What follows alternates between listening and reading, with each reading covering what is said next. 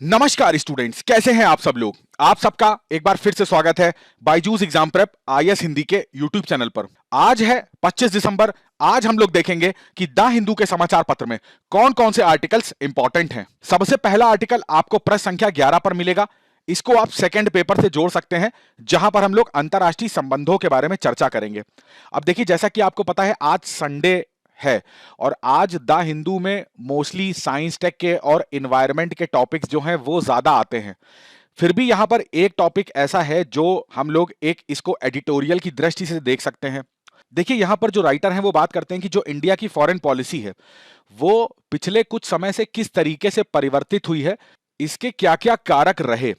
अब देखिए, ये आर्टिकल जो है ना वो शुरुआत होती है यहां पर, जैसा कि आप यहां पर देख पा रहे हो कि जो भारत की सरकार है उसने यूक्रेन और रशिया के वॉर में किस तरीके का रिस्पांस दिया। दूसरा, जब चाइना के साथ अभी तवांग में जो हमारा स्टैंड ऑफ हुआ उसमें किस तरीके का रिस्पांस हुआ, और हमारा रशिया को लेके जो स्टैंड है तो क्या वो सही है या गलत है। देखिए, अब इसमें शुरुआत होगी 2022 की स्टार्टिंग से। तो राइटर यहां पे बताते हैं, देखिए 2022 की शुरुआत जो हुई ना वही रूस यूक्रेन युद्ध से हुई, और 2022 में और भी कई सारी घटनाएं ऐसी हुई जियोपॉलिटिकल की दृष्टि से, जिसने भारत की जो अपना एक स्टैंड होता है ना कि भाई आप कहां पे जाना चाहते हो, आप किसके साथ रहना चाहते हो, आप खुल के एक मंच पर आके ये चीज को बोलो। तो जब रूस यूक्रेन का युद्ध हुआ उसके बाद से इंडिया को ना थोड़ा सा यहाँ डिफिकल्टी फेस करने को पड़ी। वो डिफिकल्टी क्या थी कि देखिए, इस तरफ अगर यूक्रेन है तो यहाँ पर रशिया है। अब जितने भी पश्चिमी देश थे, ठीक है, उन्होंने यूएसए के कहने पर या उनका अपना भी निर्णय है, उन्होंने क्या करा, एक सुर में यूक्रेन का साथ दिया और रशिया का क्या करा, यहाँ पर बॉयकॉट किया। बॉयकॉट के साथ साथ रशिया के ऊपर क्या करे, कई सारे सैंक्शंस लगाए। अब यहां पर इंडिया जो था ना उसके पास दुविधा थी कि वो डायरेक्टली इनको सपोर्ट करे या रशिया को सपोर्ट करे। अब देखिए, रशिया को सपोर्ट करने का हमारे पास बहुत सारे रीजंस हैं। अगर इसकी शुरुआत होती 1971 के वॉर से। अब आपको पता है कि पाकिस्तान की मदद करने के लिए जो यूएसए था उसने अपनी नेवी तक भेजी थी अरेबियन सी में। इस नेवी को काउंटर करने के लिए रशिया ने अपनी न्यूक्लियर सबमरीन्स भेजी थी। तो हम इस चीज को तो कभी नहीं भूल सकते। दूसरा, मिग से लेकर S-400 तक, यहां तक कि जो हमारे न्यूक्लियर पावर रिएक्टर हैं उसमें भी रशिया ने हमको हर संभव मदद देने की कोशिश करी है।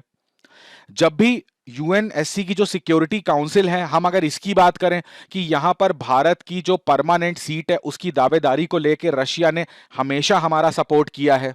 तो यहां पर जब यूनाइटेड नेशंस के अंदर वोट होता है यूक्रेन और रशिया को लेके, तो हमारा स्टैंड क्या था कि हम उस वोटिंग में अपने आप को तटस्थ रखते हुए ना ही हां की तरफ और ना ही ना की तरफ पक्ष में वोट करते हैं, यानी कि हम वहां पर एब्सेंट हो जाते हैं। अब यहां पर जब ऐसा होता है ना तो पश्चिमी देश प्रतिनिधि हैं, यहां तक कि जो मीडिया है वो हमारे विदेश मंत्री से, आपने भी देखा होगा इंटरव्यू में कई सारे ऐसे सवाल पूछे गए कि आपने रूस को सपोर्ट किया या आपने यूक्रेन का सपोर्ट खुल के नहीं किया, आपने रूस का विरोध भी खुल के नहीं किया, आपने जब आप को पता है कि रशिया के ऊपर सैंक्शंस लगाए तो आप इनसे ऑयल क्यों परचेस कर रहे हो। दूसरा, अभी आपने हाल ही में देखा कि प्राइस कैप लगाया गया था $60 पर बैरल का, उसके बाद भी आपने जो था रशिया से ऑयल इंपोर्ट किया। तो यहां पर हमारे विदेश मंत्री की तरफ से जो प्रतिक्रिया आती है कि भाई देखिए, पश्चिमी देश, यहां तक की बात करी जाए जर्मनी की, तो यहां पर जर्मनी की तो आधी से ज्यादा ऊर्जा की आवश्यकताएं किस पर निर्भर करती हैं, रशिया पर। तो जब जर्मनी जैसे देश जो हैं वो अपनी ऊर्जा आवश्यकताओं को यहां से पूरा कर रहे हैं, तो अगर भारत उस चीज को करता है तो फिर आपको इतनी प्रॉब्लम क्यों होती है, आप यहां पर पक्षपात क्यों करते हैं। जब यूरोपीय देश खुद रशिया से प्राकृतिक गैस हो गया, कोयला हो गया, कच्चा तेल हो गया, वो यहां पर परचेस करते हैं, तो भारत परचेस कर रहा है तो इसमें क्या प्रॉब्लम है। तो यहां पर इनके सैंक्शंस के बाद भी भारत ने रशिया से तेल परचेस करना नहीं बंद किया। दूसरा, यहां पर देखिए ऐसा भी नहीं था कि हमारे सरकार की तरफ से इस युद्ध को रोकने के लिए प्रयास नहीं करे गए। आपने देखा हाल ही में जो हमारे प्रधानमंत्री, उन्होंने दोनों पक्षों से फोन पे वार्तालाप करी, और यहां तक कि एक लाइन इन्होंने बोली थी, वो बड़ी फेमस हुई थी कि this Ira is not for war. तो यहां पर बट दोनों देशों ने इस चीज को मानने से इनकार करा, और उसके बाद भी जो युद्ध है वो आज तक जारी है। तो ऐसा नहीं है कि हमने यहां पर दोनों को मिलवाने के लिए कोई भूमिका अदा नहीं करी है। बट यहां पर देखिए, यूक्रेन भी एक संप्रभु राज्य है, रूस भी एक संप्रभु राज्य, तो वो अपनी आंतरिक और बाह्य नीतियां स्वयं डिसाइड कर सकते हैं। बट उसी के साथ साथ भारत भी एक संप्रभु राज्य है, हमको किससे हथियार खरीदने हैं, हमको किससे तेल खरीदना है, ये हमें कोई दूसरा देश आके नहीं बताएगा। अब जैसा कि आपको पता है कि 2023 की जो G20 की अध्यक्षता है, यहाँ तक कि जो एससीओ की अध्यक्षता है, वो भी भारत को मिली है। तो अब यहाँ पर भारत किन-किन मुद्दों के ऊपर यहाँ पर चर्चा करेगा, उससे भारत की जो विदेश नीति है और ज़्यादा स्पष्ट रूप से क्लियर होगी। अब हाल ही में इस आर्टिकल में निकला है कि कुछ ऐसे समझौते हैं जिनको बात करी जाती है आरसीईपी की, तो भारत ने इसको लास्ट मोमेंट पे साइन करने से मना कर दिया, क्योंकि जाहिर सी बात है भारत के अपने हित होते हैं और अपना इंटरेस्ट हर देश को पहले देखना चाहिए। अब अगर यहाँ पर आरसीईपी की बात करेंगे तो इसमें ये प्रारंभिक परीक्षा की दृष्टि से इंपॉर्टेंट है कि इसमें सदस्य कौन से होते हैं, तो आपको ये पता होना चाहिए कि 10 एशियान के देश हैं प्लस 5 अलग देश हैं, जिसमें से आपका ऑस्ट्रेलिया, चाइना, जापान, न्यूजीलैंड और साउथ कोरिया आ जाता है। इन लोगों के बीच में क्या हुआ कि जो फ्री ट्रेड एग्रीमेंट साइन हुआ था, बट भारत ने इस एग्रीमेंट को साइन करने से मना कर दिया। इसी के साथ साथ आपने देखा होगा जो इंडो पैसिफिक इकोनॉमिक फ्रेमवर्क है, इसके ये 4 मुद्दे थे। अब यहां पर भी भारत ने इसको भी साइन करने से मना करा, क्योंकि देखिए इसके जो भी सदस्य देश हैं, तो उसमें तो पहली प्रॉब्लम यही है कि भाई जो देश हैं, इस पूरे प्रोटोकॉल में प्रावधान ही ये लिखा हुआ है कि ये कोई भी समझौता बाध्यकारी नहीं होगा। तो जब बाध्यकारी नहीं होगा तो जितने भी देश हैं वो अपने अपने हिसाब से जब लॉ बनाने हैं, तो आपको ये ग्रुप बनाने का मतलब ही क्या बनता है यहां पे। तो यहां पर भी देखिए विदेश नीति स्पष्ट रूप से झलक के सामने आती है कि हम किसी दबाव में आके काम नहीं करना चाहते। अब ऐसा नहीं है, अगर आप यहां पर जो 5 अदर कंट्रीज हैं, ऑस्ट्रेलिया की बात कर लें, जापान की बात कर लें, तो इनके साथ ऑलरेडी हमारे, अगर आप मिलिट्री एक्सरसाइज की बात करोगे या फ्री ट्रेड एग्रीमेंट की बात करोगे, तो यहां पर हम लोग का हो रखा है। ठीक है, मिलिट्री एक्सरसाइज जापान के साथ हम लोग स्टार्ट कर रहे हैं करना, या फिर मालाबार की बात कर लें तो। और इसी के साथ साथ आप ये भी देखो कि क्वाड जैसा जो संस्था है, उसमें भी जो जापान है वो हमारे साथ है, ऑस्ट्रेलिया हमारे साथ है। तो ये आवश्यक नहीं है कि हर एक ग्रुप में जिसमें ऑस्ट्रेलिया, जापान या ऐसे जो देश जिनके साथ हमारे अच्छे संबंध है वो जाते हैं, तो हमें भी उस ग्रुप को ज्वाइन ही करना चाहिए। दूसरा देखिए यहां पर रूस जो है, अगर मान लीजिए कि इंडिया कह दे कि नहीं, रूस ने जो यूक्रेन पे अटैक किया वो बिल्कुल गलत था, तो अब देखिए जाहिर सी बात है रूस के साथ हमारे संबंध विच्छेद होंगे। इसका फायदा किसको मिल सकता है? चाइना को, वो और ज्यादा क्लोज रूस के आ सकता है। अब दूसरा देखिए, जब रूस ने यहां पर अटैक किया ना, तो यूक्रेन ने भी, आप देखोगे जो ब्लैक सी में इनकी नेवी है, इसके ऊपर ड्रोन अटैक करे, या फिर जो आत्मघाती हमला था वो भी इन्होंने करा। तो ये इधर की तरफ से भी गलतियां हुई हैं। बट जो पश्चिमी देश हैं, अब वो तो हथियार यूक्रेन को सप्लाई कर रहे हैं, उन्होंने तो किसी से नहीं पूछा सप्लाई करने से पहले। अगर आप युद्ध को रुकवाना चाहते हो तो आप फंडिंग क्यों कर रहे हैं यहां पर? और दूसरा, अभी देखिए जैसे patriot air defence missile system है, वो यूएसए यूक्रेन को दे रहा है। तो ये सब चीजें क्या दर्शाती हैं कि जो भी पश्चिमी देश हैं, यहां तक कि यूएसए भी जो है, उन लोगों के हिसाब से जो सही है वो कदम वो उठाते हैं, परंतु वो भारत को रूस के विरोध में लाने का एक ये प्रयास निरंतर करते रहते हैं। दूसरा, इस आर्टिकल में देखिए अगर बात करी जाए भारत के अपने पड़ोसी देशों के साथ, तो चाहे आप श्रीलंका की बात कर लो, भूटान की बात कर लो, बांग्लादेश हो गया, नेपाल हो गया, हाल ही में मैक्सिमम देशों में आपने देखा कि कितनी बुरी तरीके से इनकी अर्थव्यवस्था प्रभावित हुई थी, और भारत ने आगे से आगे बढ़कर इन देशों की आर्थिक हर संभव मदद करी है।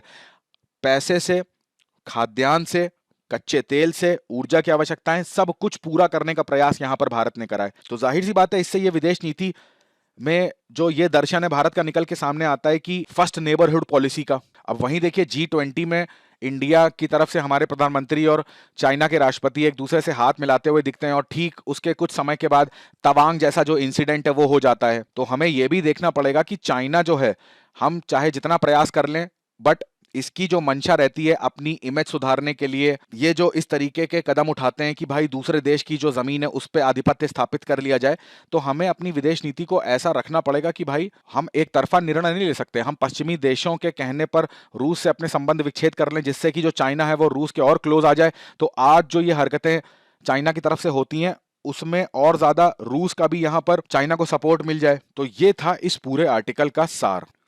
अगला आर्टिकल आपको प्रश्न संख्या 10 पर देखने को मिलेगा। इसको आप थर्ड पेपर से जोड़ सकते हैं, जहां पर हम लोग पर्यावरण के बारे में बात करेंगे। देखिए बेसिकली इस आर्टिकल में क्या है कि आपको पता होना चाहिए ग्रेट बैरियर रीफ के बारे में। ठीक है, तो ग्रेट बैरियर रीफ में ना जो कोरल्स हैं, उनके संरक्षण को लेकर यहाँ पर जो साइंटिस्ट हैं, उन्होंने एक नई विधि यहाँ पर निकाली है। उस विधि को नाम दिया जा रहा है मैश टेक्नोलॉजी, या इसका एक नाम और भी है जिसको बोल रहे हैं क्रायो मैश, दोनों नाम से इसको याद रखिएगा। अब मैच आ जाएगा तो आप समझ जाएंगे। क्रायो का यहाँ संबंध सीधे से तापमान से है, और क्रायो मैश टेक्नोलॉजी प्रारंभिक परीक्षा में मोस्ट इंपॉर्टेंट बन जाता है। ऐसे पूछ सकते हैं कि क्रायो मैश टेक्नोलॉजी से आप क्या समझते हैं और ये किसके लिए है? या फिर ऐसे प्रश्न भी आ सकते हैं कि क्रायोमेश टेक्नोलॉजी इनमें से किन चीज़ों से संबंधित है? क्या ये कोई सैटेलाइट का ईंधन है, कोई डिफेंस में मिसाइल सिस्टम में यूज होने वाली चीज़ है, या फिर इस तरीके का ग्रेट बैरियर रीफ से जुड़ी हुई चीज़ है, इस तरीके का? तो ऐसे भी आपको पता होना चाहिए कि ये ग्रेट बैरियर रीफ से संबंधित है, और ये चूंकि वर्ल्ड में ऐसा पहली बार हो रहा है, तो ये हमारे एग्जाम के पॉइंट ऑफ व्यू से और ज्यादा इंपॉर्टेंट हो जाता है। तो इस टेक्नोलॉजी को पढ़ने से पहले थोड़ा सा इंट्रोडक्शन दे देता हूं ग्रेट बैरियर रीफ का।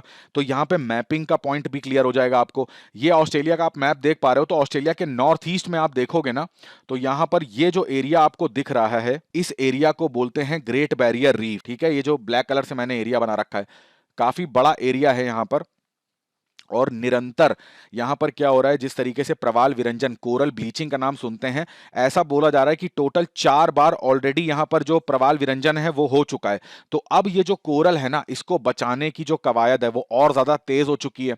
तो उसी संरक्षण के प्रयास में एक नया स्टेप यहां पर साइंटिस्ट ने लिया है कि भाई देखो, अब हम हर चीजें करके देख चुके हैं, तो एक मेथड यहां पर क्रायोमेश टेक्नोलॉजी है, उसको भी यूज करके देखते हैं किस तरीके से हम अपने कोरल्स को बचा सकते हैं। तो देखिए, कोरल के बारे में जिसको नहीं पता, तो एक एक संक्षिप्त परिचय मैं आपको दे देता हूं कि जैसे आपने सुना होगा मूंगे की चट्टान के बारे में, ठीक है, या जिसको प्रवाल भित्ति कहते हैं। तो अब होता क्या है, ये जो प्रवाल होते हैं ना, ये जब मृत हो जाते हैं तो इनके द्वारा छोड़े गए जो अवशेष होते हैं, समझ लीजिए इनकी हड्डियां जो होती हैं, अब वो किससे बनी होती हैं? कैल्शियम कार्बोनेट से।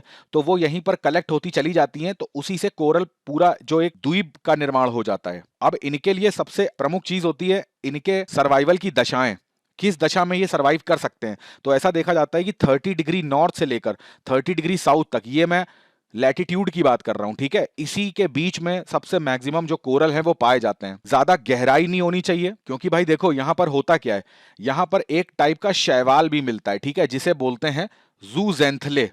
ये सब नाम बहुत ज्यादा इंपॉर्टेंट हैं, ये एकदम पर्यावरण का बेसिक मैं आपको बता रहा हूं। तो एक हो गया कोरल, एक हो गया शैवाल। ये दोनों ना आपस में म्यूचुअल तरीके से रहते हैं। शैवाल क्या करता है, अब पानी में घुलित ऑक्सीजन हो गई, और चूंकि ज्यादा गहराई में नहीं होते हैं, तो वहां पर सनलाइट भी इनको मिलती है। तो अब आप समझ गए होंगे, जहां पर सूर्य का प्रकाश मिल रहा है और ऑक्सीजन मिल रही है, तो वहां पर ये लोग क्या कर रहे हैं, प्रकाश संश्लेषण की क्रिया कर रहे हैं। और इस क्रिया से जो ये शैवाल है ना, ये बनाता है अपना भोजन, और वो भोजन देता है इसको, कोरल को, और कोरल इसके बदले में इसको अपने ऊपर रहने देता है। तो दोनों ही एक दूसरे की जो आवश्यकताएं उसकी पूर्ति करते हैं। परंतु प्रॉब्लम यहां पर क्या होती है ना, जब महासागर जो ये होता है, अब ग्लोबल वार्मिंग की प्रॉब्लम आपको पता है कितनी बड़ी प्रॉब्लम है। तो ग्लोबल ग्लोबल वार्मिंग की प्रॉब्लम से क्या होगा, महासागर का जो तापमान है वो भी बढ़ता है। जब महासागर का तापमान बढ़ेगा ना, तो अब यहां पर जो शैवाल होता है, इसकी प्रकाश संश्लेषण की क्रिया करने की जो दर है वो भी तेज हो जाती है। तो ज्यादा मात्रा में ये जो भोजन बनाने लग जाता है, तो ज्यादा मात्रा में जब कोरल को भोजन मिलने लगता है ना, तो इसको प्रॉब्लम होती है, अनबैलेंस्ड हो जाता है इसका मेटाबॉलिज्म। तो ये क्या करता है, शैवाल को अपने ऊपर से छोड़ देता है, इसको निकाल देता है। तो इसी को हम लोग क्या बोल देते हैं कि कोरल ब्लीचिंग या प्रवाल विरंजन। अब बेसिकली ये जो आप एरिया देख पा रहे हो ना, ये एरिया ऑस्ट्रेलिया में क्वींसलैंड के नाम से जाना जाता है। तो ये भी चीज याद रखिएगा। इतनी चीज आपको समझ में आ गई, तो अब बात करते हैं कि क्रायोमेश टेक्नोलॉजी के बारे में। अब देखिए यहां पर साइंटिस्ट ने क्या करा है ना, -196 डिग्री सेंटीग्रेड, आप देख रहे होंगे कितना कम तापमान है ये।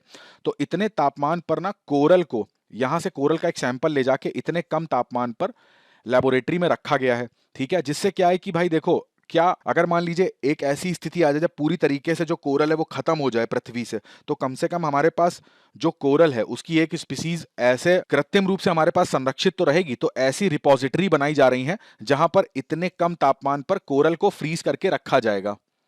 और बेसिकली कोरल को रखा नहीं जा रहा है, यहां पर कोरल कोरल का जो लार्वा होता है ना, इसको फ्रीज करके रखा जा रहा है। तो इस टेक्नोलॉजी को, अब चूंकि ये इतने कम तापमान पर हो रही है, तो यहां पर ये क्रायो इसका नाम यूज हुआ है। अगला आर्टिकल आपको प्रश्न संख्या 8 पर देखने को मिलेगा, इसको आप थर्ड पेपर से जोड़ सकते हैं। इसमें भी देखिए पर्यावरण के बारे में चर्चा हो रही है। अब यहां पर देखिए पॉपी क्लॉक की चर्चा हो रही है। पॉपी किसको बोलते हैं, यहां पर मैं बता देता हूं आपको। पॉपी कहते हैं अफीम को, ठीक है। इसी का एक और नाम है जिसको पोस्ता कहते हैं। देखो प्रॉब्लम क्या है, प्रॉब्लम है यहां पर मणिपुर की। राज्य को समझते जाना, कोई भी चीज रटनी नहीं पड़ेगी। यहां पर जो चीफ मिनिस्टर है ना, इन्होंने 2017 में ही ये बोला था कि भाई देखो, जो भी ये सब ड्रग्स होते हैं ना, जो नशीली पदार्थ होते हैं, इनकी खेती अब धीरे धीरे मणिपुर में ये क्या करेंगे, खत्म करेंगे। तो ऐसा इन्होंने बोला।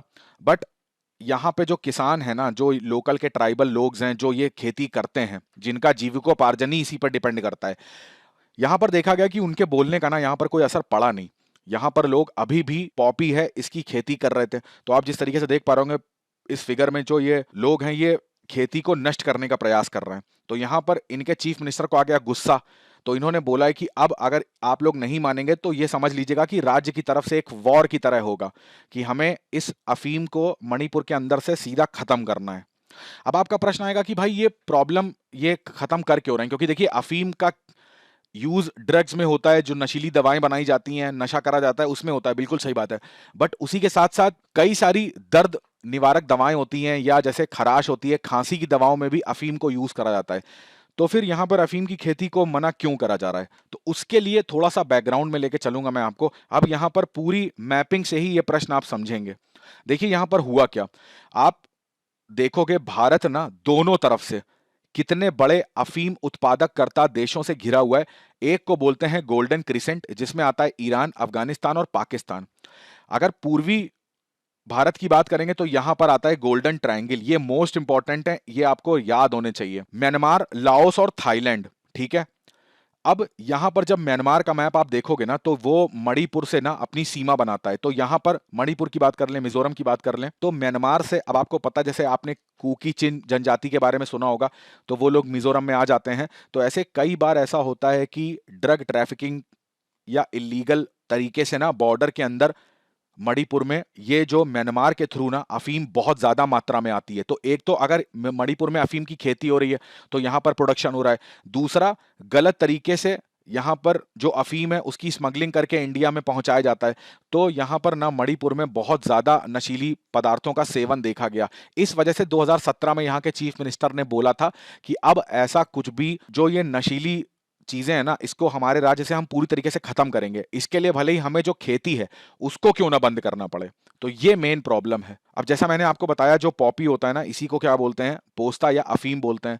तो ये भूमध्य सागर प्रदेश का देशज माना जाता है। भारत, चीन, तुर्किस्तान, इन सब देशों में यहाँ पर इसकी खेती करी जाती है, ठीक है। इसी के पौधे से क्या निकलता है, अफीम। और यहाँ पर मैंने आपको बताया कि दर्द निवारक दवाओं की बात कर लीजिए, खांसी की दवाई कर लीजिए, तो इन सब चीजों में अफीम का यूज होता है। यहां पर इनके चीफ मिनिस्टर का कहना है कि भाई आप क्या करो ना, पॉपी की खेती को बंद कर दो, आप इसकी जगह कोई दूसरी फसल की खेती करो, और अगर उसके लिए आपको कुछ रिसोर्सेस चाहिए, कुछ धन चाहिए, तो वो भी सरकार क्या करेगी, आपको हेल्प करेगी देने का। बट यहां पर ऐसा कुछ हुआ नहीं। इस वजह से यहां पे चीफ मिनिस्टर ने ये कदम उठाया है कि अब इसकी जो खेती है उसको नष्ट करने का प्रयास यहां पर किया जा रहा है। अगला आर्टिकल आपको प्रश्न संख्या 8 पे मिलेगा। अब देखिए यहां पर ना पवित्र उपवन की बात हो रही है। तो राजस्थान के अंदर यहां पर एक मुहिम चलाई गई है। 225 किलोमीटर की एक पद यात्रा निकाली गई, 225 किलोमीटर की एक यात्रा निकाली गई। उसका मेन ऑब्जेक्टिव था कि जागरूकता फैलाना पवित्र उपवन के बारे में राजस्थान के अंदर। अब जैसा कि आप ये फोटो में देख पा रहे हो, तो ये जैसलमेर का एरिया है। यहाँ पर ये जो आप वन देख पा रहे हैं, इसी को यहाँ पर पवित्र उपवन कहा जाता है, या इंग्लिश में इसको सैक्रेड ग्रोव्स कहते हैं। अब देखो, पहली चीज तो आपको ये समझना होगा कि ये जो पवित्र उपवन होते हैं ना, इतने महत्वपूर्ण क्यों होते हैं। तो देखिए ये होते क्या हैं, तो जो नॉर्मल पेड़ पौधे होते हैं ना, उन्हीं की तरह ये भी पेड़ पौधे होते हैं। बट क्या होता है, बहुत समय पहले से यहाँ पर इन पेड़ पौधों के आसपास कोई समुदाय रहता होगा, तो उनका ना एक धार्मिक जुड़ाव हो जाता है, उनकी एक धार्मिक भावना इस वन से या पूरे जंगल से जुड़ जाती है, ठीक है। और ये बहुत समय पहले से स्टार्ट हुआ होता है। तो उसी पर्टिकुलर जगह को हम लोग पवित्र उपवन के नाम से जानने लगते हैं। दूसरा, अब चूंकि किसी भी चीज को यदि आदमी पवित्र मानता है ना, अपनी आस्था से जुड़ा हुआ मानता है, तो कभी भी उस चीज को नुकसान नहीं पहुंचाता, ना स्वयं के द्वारा ना ही दूसरे के द्वारा। तो जब नुकसान नहीं पहुंचाएगा तो जाहिर सी बात है, अगर इसको आप पर्यावरण की दृष्टि से देखोगे तो ये तो बहुत अच्छी बात है। तो यहाँ पर वन कटेंगे नहीं तो इस पर निर्भर रहने वाले जो भी जीव जंतु हैं वो भी बचे रहेंगे। तो वन भी बच गए, जीव जंतु भी बच गए। तो यहाँ पर जैव विविधता जो होती है बहुत अच्छी देखी जाती है। दूसरा, जैसे मैंने आपको बताया, जो समुदाय होते हैं ये क्या करते हैं, ये पूजा करते हैं वृक्षों की और उनको प्रोटेक्शन प्रदान करते हैं। तो उन्हीं को हम लोग पवित्र उपवन के नाम से जानते हैं। अब चूंकि यहाँ पर राजस्थान की बात हो रही है, तो राजस्थान के केस में यहां पर जान लीजिए, जैसे पवित्र उपवन ना भारत भर में कई सारे राज्यों में पाए जाते हैं। तो यहां पर आपके लिए जानना आवश्यक होगा कि इनके जो नाम हैं वो भी अलग अलग होते हैं। उसको वृहद रूप में पवित्र उपवन ही कहते हैं, मगर राज्यों के स्तर पे ना हर पवित्र उपवन का अपना एक नाम होता है। तो राजस्थान की बात कर रहे हैं तो ओरांस यहाँ पर इनको बोला जाता है। इस चीज को ध्यान रखिएगा। थोड़ा सा पवित्र उपवन के बारे में और जानते हैं। अगर इसकी प्रोटेक्शन की बात करेंगे तो जाहिर सी बात है बहुत समय पहले से, प्राचीन काल से और पारंपरिक तरीके से जो प्रोटेक्शन होता है वो कौन देता है? वही के लोकल समुदाय जो उस वन के आसपास रहते हैं, उनका एक जुड़ाव हो जाता है इससे। अब ये जुड़ाव होता क्यों है? देखिए, वो लोग मानते हैं कि उनके जो भी लोकल देवी देवता होते हैं ना, वो इस वन में वास करते हैं। तो अगर उनको कोई नुकसान पहुंचाता है तो इन लोगों को रोग होने के चांसेस होते हैं, या फिर जैसे बारिश हो जाना, बाढ़ आ जाना, भूकंप आ जाना, है ना, सूखा पड़ जाना। तो ये सारी जो गलत चीजें होती हैं वो इनके साथ तभी होती हैं जब इनके जो देवी देवता होते हैं वो नाराज होते हैं। और वो नाराज इसलिए होते हैं क्योंकि यहाँ पर इनको नुकसान पहुंचाया जा रहा होता है। जैसे अभी आपने हाल ही में देखी होगी, एक फेमस मूवी आई है कांतारा। तो उसमें भी आप देखेंगे तो जंगल के आदिवासी जो लोग रहते हैं तो उनसे उनकी एक अपनी संस्कृति को बहुत अच्छे तरीके से वहां पर उस मूवी में दिखाया गया। और उसमें बेसिकली दिखाया गया कि किस तरीके से एक जो जनजाति समूह होता है उसकी एक आस्था होती है, वो किसी को अपना दैव मानता है, अपना जिनकी पूजा करता है, तो उनसे उनका जुड़ाव एक बहुत स्ट्रांग बन जाता है। उनको लगता है कि उनके ऊपर कोई भी संकट आएगा तो दैव जो है वो उनकी रक्षा करने आएंगे। ठीक है? तो ये जो भावना होती है, ये जब व्यक्ति किसी पेड़ पौधे के साथ करने लग जाता है तो उसी पेड़ पौधे को पवित्र उपवन का नाम दिया जाता है। ये जो पवित्र उपवन होते हैं ना, जब इतनी ज्यादा लोगों की भावनाएं इससे जुड़ी होती हैं तो इसी को जो समुदाय संरक्षण प्रदान किसके द्वारा करा जाता है, यहाँ पर कानून भी है इसके लिए, लीगली प्रोटेक्टेड होते हैं। वाइल्ड लाइफ प्रोटेक्शन का जो अमेंडमेंट एक्ट था 2002 के अंडर में, चूंकि ये प्रोटेक्शन मिल जाता है तो जाहिर सी बात है कि अब यहाँ पर जो शिकार करना होता है ना, ये तो बिल्कुल पूरी तरीके से बैन हो जाता है। परंतु जैसे जो वन के उत्पाद होते हैं, जैसे शहद हो गया या टूटी हुई जो लकड़ियां होती हैं जो अपने आप वनों से टूट के पेड़ के नीचे गिर जाती हैं, तो ये सब जो चीजें होती हैं इसको कलेक्ट करना सरकार जो है वो नियम निकाल कर इसको अलाउ भी कर सकती है और इसको मना भी कर सकती है। परंतु शिकार पूरी तरीके से यहाँ पे बैन होता है। अब इन्हीं उपवन को ना कुछ यहाँ पर इनके सर्वाइवल के लिए कुछ खतरे हैं। अब वो क्या खतरा है? जाहिर सी बात है, जंगल आदमी क्यों काटता है? जंगल इसलिए काटता है क्योंकि भाई क्या बढ़ रहा है? शहरीकरण। तो जितना शहरीकरण का विस्तार होता रहेगा तो वो जंगल जो है वो क्या होते रहेंगे? कटते रहेंगे और उनकी जगह पर जो लोग हैं वो अपने घर बनाते रहेंगे। तो सबसे पहला तो जो अर्बनाइजेशन होता है यही इसका कारण होता है। दूसरा कारण कि भाई इतना तीव्र विकास आप कर रहे हो, कारखाने लगा रहे हो, रोड्स लगा रहे हो, रेलवे ट्रैक्स हो गए, बांध बना रहे हो, तो इन सब के चक्कर में क्या होता है कि यहाँ पर रहने वाले लोगों का विस्थापन होता है। ठीक है? और उसी के साथ साथ जो यहाँ पर पेड़ पौधे वगैरह होते हैं, तो अब एक डैम बनाने के लिए या रेलवे ट्रैक बनाने के लिए उन पेड़ पौधों को यहाँ पर काटा जाता है। अब यहाँ पर देखा जाता है कि जो विदेशी जनजातियां होती हैं ना, तो उनके आने से भी क्या होता है कि लोकल के जो पेड़ पौधे होते हैं, अब जाहिर सी बात है वो उनका पोषक तत्व, जल, उनको मिलने वाली जो सौर ऊर्जा की मात्रा है उसको शेयर करते हैं। तो ये जो विदेशी प्रजातियां होती हैं ये भी क्या है, खतरा बन जाती हैं पवित्र उपवन के लिए। तो ये कुछ कारण हैं, इनको जरूर याद रखिएगा। अगला आर्टिकल आपको प्रश्न संख्या 11 पर मिलेगा। इसको आप सेकंड पेपर यानी कि अंतरराष्ट्रीय संबंधों से जोड़ सकते हैं। अब देखिए यहाँ पर अमेरिका की मिसाइल डिफेंस की जो अम्ब्रेला यहाँ पर इनके पास है, अम्ब्रेला का मतलब होता है जो इनका सबसे बड़ा मिसाइल एयर डिफेंस सिस्टम है जिसको पैट्रियट का नाम दिया जाता है, उसके बारे में ये पूरा आर्टिकल आया कि किस तरीके से जो पैट्रियट था उसका विकास हुआ अमेरिका में और आज ये कितना ज्यादा महत्वपूर्ण है। देखिए, इस आर्टिकल की शुरुआत होती है कि भाई फरवरी में रूस यूक्रेन का युद्ध स्टार्ट हुआ था। ठीक है? तब से लेकर कई सारे उतार चढ़ाव हुए। युद्ध युद्ध का एक पक्ष कभी यूक्रेन की तरफ पड़ता था, भारी पड़ता था, कभी रशिया की तरफ भारी पड़ता था। तो ये जो उतार चढ़ाव की स्थिति बनती चली आ रही थी ना, तो आज की डेट में क्या हुआ, जो यूक्रेन के राष्ट्रपति थे वो वॉशिंगटन विजिट करते हैं यूएसए में, और वहां पर इनके और यूएसए के बीच में डील होती है कि अब यूएसए तैयार हो जाता है इनको देने के लिए पैट्रियट एयर डिफेंस सिस्टम, जिससे कि ये रशिया से आने वाले मिसाइल्स, बैलिस्टिक मिसाइल्स के खतरे को यहाँ पर ये रोक पाएंगे। हालांकि रशिया द्वारा इसकी निंदा भी करी जाती है, बट इससे कोई फर्क पड़ना नहीं है। यहाँ पर ऑलमोस्ट जो ये डील है वो फाइनलाइज हो चुकी है। एक यहाँ पर आपको फैक्ट बताता हूँ, इस आर्टिकल में लिखा हुआ है कि जो पैट्रियट एयर डिफेंस सिस्टम है ना, उसको बनाने वाली कंपनी का नाम याद रखिएगा, रेथियन कंपनी है। ठीक है? इसने पैट्रियट एयर डिफेंस सिस्टम जो है वो बनाया है।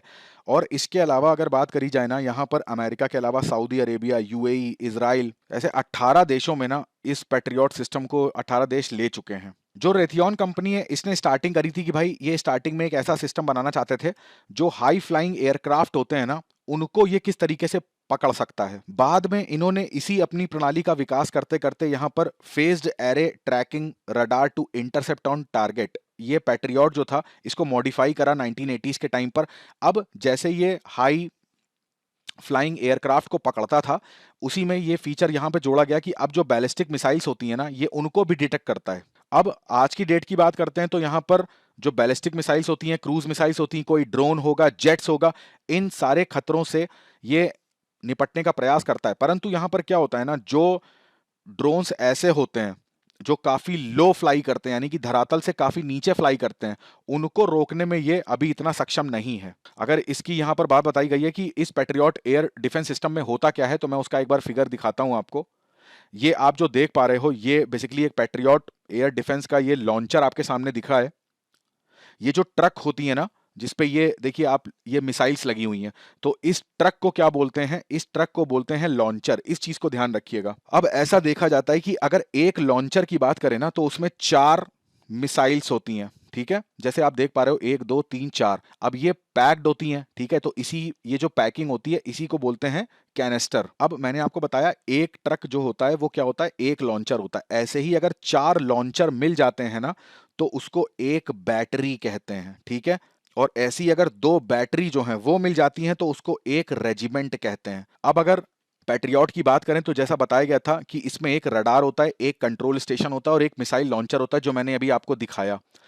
बेसिकली रडार का काम क्या होता है? रडार जो है वो किसी भी ऑब्जेक्ट को स्कैन करने का काम करता है। जैसा कि इस आर्टिकल में दे रखा है कि इसके अंदर जो सेंसर लगे हैं ना, वो 360 डिग्री, यानी कि चारों तरफ एक वृत्ताकार परिधि में पूरे आकाश को स्कैन करता है। तो अब सोच के देखिए कि एक बार क्या करा गया, जो यहाँ पर रडार था ना, उसने 50 टारगेट को इसने डिटेक्ट किया कि भाई ये 50 चीजें एकदम अननोन हैं और हमारे देश की तरफ बढ़ रही हैं।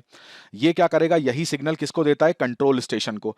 कंट्रोल स्टेशन में जो लोग व्यक्ति बैठे होते हैं ना, अब ये कंट्रोल स्टेशन का काम है कि कौन से टारगेट को इनको हिट करना है, और ये कमांड फिर किसको देते हैं? लॉन्चर को। और लॉन्चर से जो मिसाइल्स हैं वो निकलती हैं और उस पर्टिकुलर टारगेट को हिट करती हैं जहां से कमांड आया होता है कंट्रोल स्टेशन के माध्यम से। तो ये होती है इसकी वर्किंग। अब देखिए, ऐसा बोला जाता है कि देखिए 1980 में तो इसको निर्माण करा ही गया था। तो 1980 में ना, बेसिकली इसको बनाने का मकसद ये था कि जो सोवियत यूनियन, उस टाइम पे तो यूएसएसआर था, तो उससे किस तरीके से यूरोप को बचाया जा सकता है, क्योंकि उस समय वो बहुत ज्यादा स्ट्रांग था।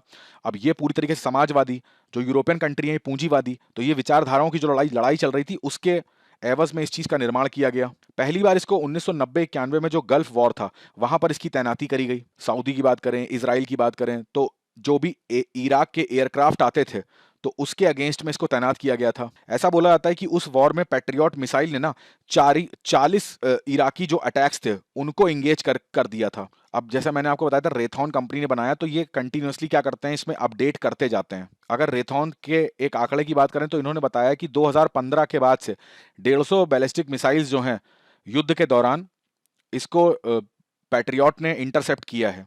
अभी तक ये कंपनी 240 से ज्यादा पैट्रियट एयर डिफेंस सिस्टम बना चुकी है। अब जैसे मैंने आपको बताया, ये याद रखिएगा कि यूएस ने क्या बोल दिया है, यूक्रेन को इस चीज को देने का फैसला किया है।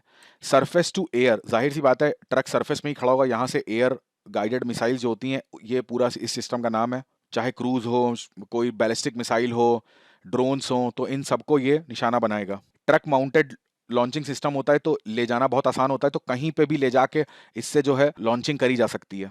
चलिए, आज मैं आपसे 2 प्रश्न पूछता हूं। अब चूंकि यहां पर पैट्रियट की बात हो रही है, तो मेरे को बताइए, बैलिस्टिक और क्रूज मिसाइल में डिफरेंस क्या होता है? दूसरा प्रश्न है, सुओ मोटो, इसका मतलब क्या होता है? अब मुख्य परीक्षा अभ्यास प्रश्न पर नजर डालते हैं। सबसे पहला प्रश्न, पवित्र उपवन प्राकृतिक वनस्पति का पैच है जो जैव विविधता से समृद्ध है और कई लुप्तप्राय और संकटग्रस्त पौधों की प्रजातियों के आवास के रूप में कार्य करते हैं। पवित्र उपवनों द्वारा सामना किए जाने वाले विभिन्न खतरों का परीक्षण करना है। दूसरा प्रश्न है, हाल ही के दिनों में भारत की विदेश नीति गुट निरपेक्ष से बहुसंरेखण में बदल गई है, विश्लेषण कीजिए। दोनों प्रश्नों का उत्तर लिखने का प्रयास करिएगा। आज के सेशन में बस इतना ही रखते हैं। कमेंट करके जरूर बताइएगा आज का सेशन कैसा लगा आपको।